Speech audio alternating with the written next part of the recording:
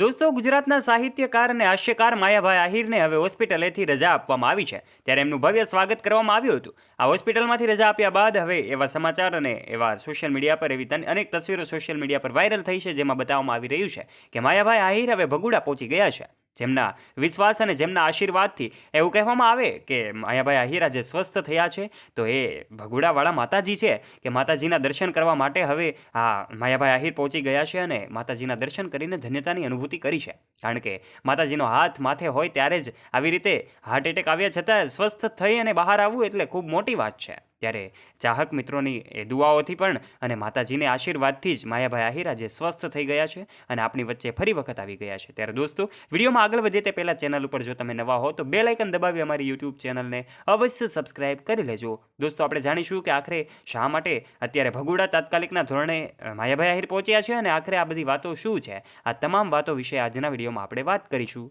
ગુજરાતી કલાકાર માયાભાઈને લઈને હાલ ખૂબ મોટા સમાચાર સોશિયલ મીડિયા પર વાયરલ થયા છે. દોસ્તો, અમે તમને જણાવી દઈએ, માયાભાઈ આહિરનું ભવ્ય સન્માન કરવામાં આવ્યું છે. એમને હોસ્પિટલેથી હવે રજા થઈ ગઈ છે અને આ તસવીરો તમે જોઈ શકો છો કે જેમાં માયાભાઈ આહિર કેટલીક વાતોના ખુલાસાઓ કરી રહ્યા છે. દોસ્તો, આપણે જાણીએ છીએ માયાભાઈની તબિયત અચાનક લથડતાની સાથે જ એમને અમદાવાદની હોસ્પિટલમાં લઈ જવામાં આવ્યા હતા. ત્યારબાદ આજે એમને ડિસ્ચાર્જ કરવામાં આવ્યા છે અને માયાભાઈનું જેમ કહેવામાં આવે તો ખોટું નહીં હોય, એમના ઘરે ભવ્ય સ્વાગત કરવામાં આવ્યું હતું. કારણ કે ગુજરાતી સાહિત્ય અને હાસ્યનું ઘરેણું એવા માયાભાઈ આહિર એ 2-3 દિવસથી હોસ્પિટલમાં એડમિટ હતા અને ત્યારે હવે અચાનક એમને રજા આપવામાં આવી છે. ત્યારે એમના ચાહક મિત્રોને માયાભાઈ આહિર પોતે સંદેશો આપે છે અને એમના ઘરે ભવ્ય સ્વાગત કરવામાં આવ્યું હતું. આખરે શું આ ઘટના હતી? ત્યારે હવે સ્વસ્થ થતાની સાથે જ થોડા જ દિવસોમાં માયાભાઈ આહિર ફરી વખત એમના સાહિત્ય અને હાસ્યનો રસ આપને સૌ કોઈને પૂરો પાડશે. ત્યારે હવે એમને હોસ્પિટલમાંથી રજા થતાની સાથે જ એમણે પોતાના શુભેચ્છકો અને ચાહક મિત્રોને પોતાના સોશિયલ મીડિયા હેન્ડલ ઉપર એક વિડીયો શેર કરીને એમણે એમનો આભાર વ્યક્ત કર્યો છે અને હવે ચિંતા કરવાની જરૂર નથી એવું પણ જણાવ્યું છે. ત્યારે આ સંદેશો સાંભળતાની સાથે જ હવે ચાહક મિત્રોએ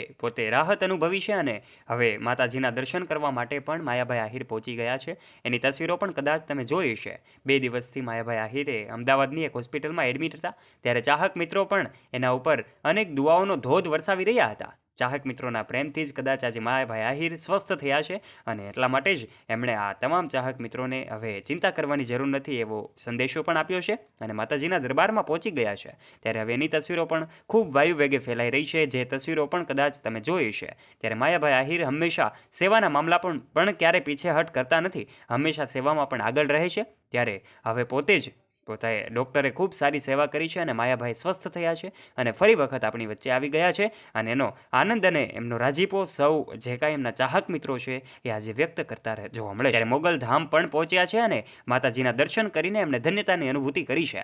ગુજરાતમાં કલાકારની દુનિયામાં જેમનું સૌથી મોટું નામ છે એવું કહેવામાં આવે તો પણ ખોટું નહીં હોય.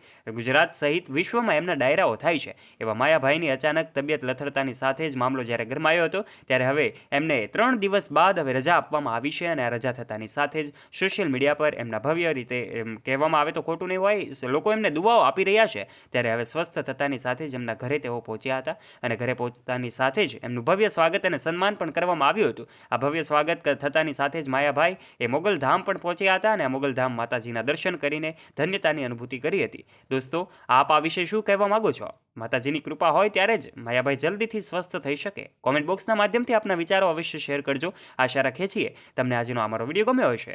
જો વિડીયો ગમ્યો હોય તો વિડીયોને કરી દેજો એક લાઇક, તમારા ફ્રેન્ડ્સ સાથે શેર કરવાનું ના ભૂલતા તથા આવા જ રોચક અને રસપ્રદ વિડીયોઝ નિહાળવા માટે અત્યારે જ નીચે રહેલું બેલ આઇકન દબાવીને અમારી યુટ્યુબ ચેનલને અવશ્ય સબસ્ક્રાઇબ પણ કરી લેજો. ધન્યવાદ.